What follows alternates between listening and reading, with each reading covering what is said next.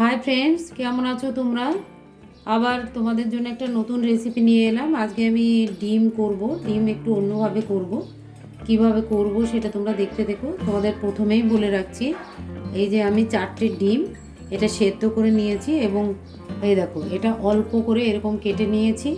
কেটে এর সাথে নুন হলুদ মাখিয়ে নিয়েছি। ডিমগুলোকে আমি একটু ভেজে নেব। আর এর জন্য আমি যেটা আরেকটা নিয়েছি সেটা হচ্ছে পালং শাক। এই পালং শাকটা আমি একটু বয়েল করে নেব। কিভাবে করব সেগুলো তোমাদের সবই দেখাতে থাকবো।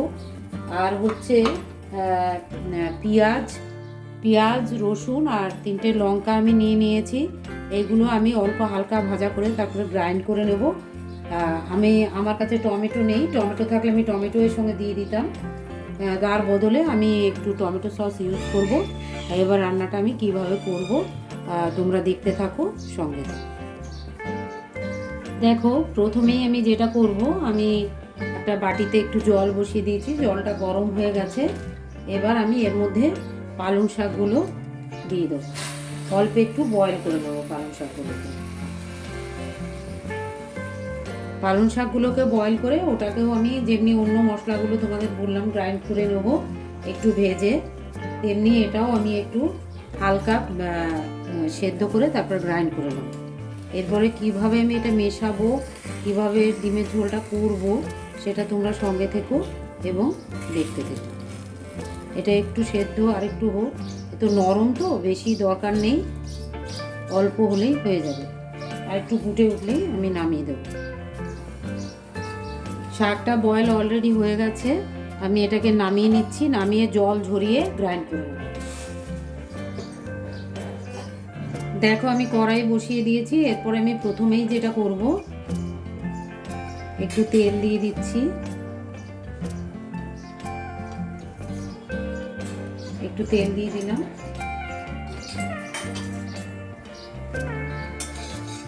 তেলের ওপরে এবার পেঁয়াজ রসুন আর লঙ্কাটা আমি একটু ভেজে নিচ্ছি।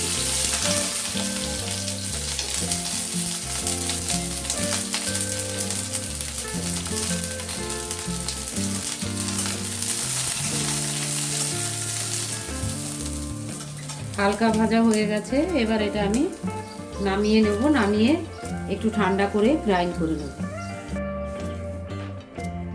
কড়াইয়ে আবার তেল দিয়ে দেবো, দিয়ে ডিমগুলোকে একটু ভেজে নেব।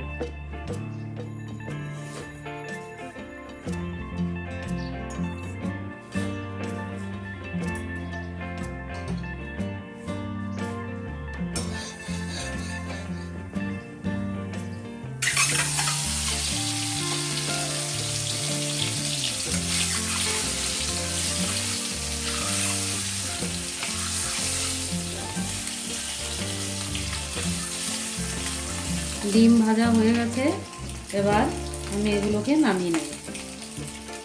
কড়াইতে আবার তেল দিয়ে দিয়েছি। এবার আমি ফোড়নে দেব একটা তেজপাতা আর একটু গোটা জিরে।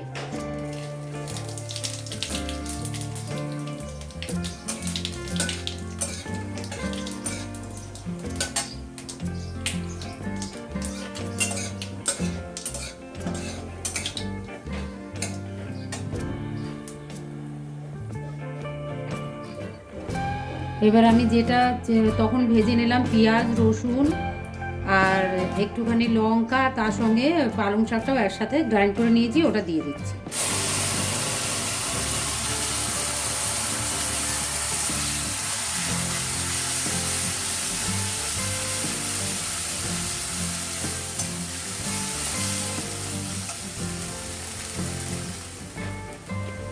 এবার আমি এর সঙ্গে অন্যান্য মশলাগুলো অ্যাড করে দিচ্ছি।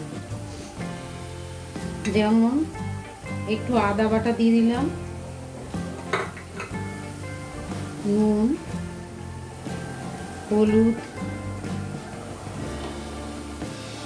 সব অল্প অল্প করে দিতে হবে, 4টে মাত্র ডিম। একটু ধনের গুঁড়ো, একটু জিরের গুঁড়ো, একটু কাশ্মীরি লঙ্কার গুঁড়ো,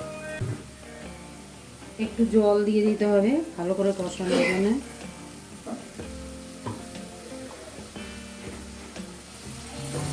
আর একটু টমেটো সস দিয়ে দিচ্ছি।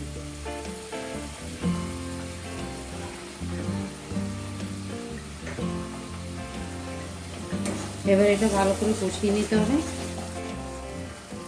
সব ব্যালেন্স করার জন্য আমি অল্প একটু চিনি দিয়ে দিচ্ছি।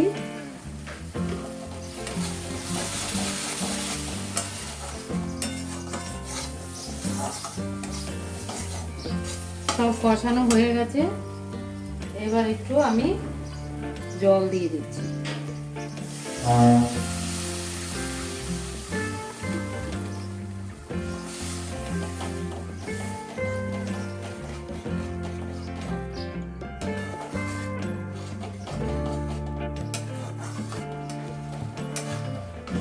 ঝোলটা ফুটে গেছে, এবার ডিমগুলো দিয়ে দেবো।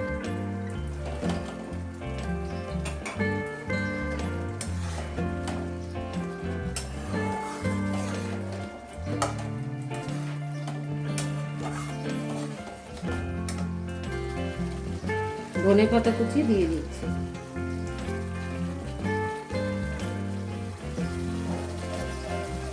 ডিমটা হয়ে গেছে, এবার একটু গরম মশলা দিয়ে নামিয়ে দেবো।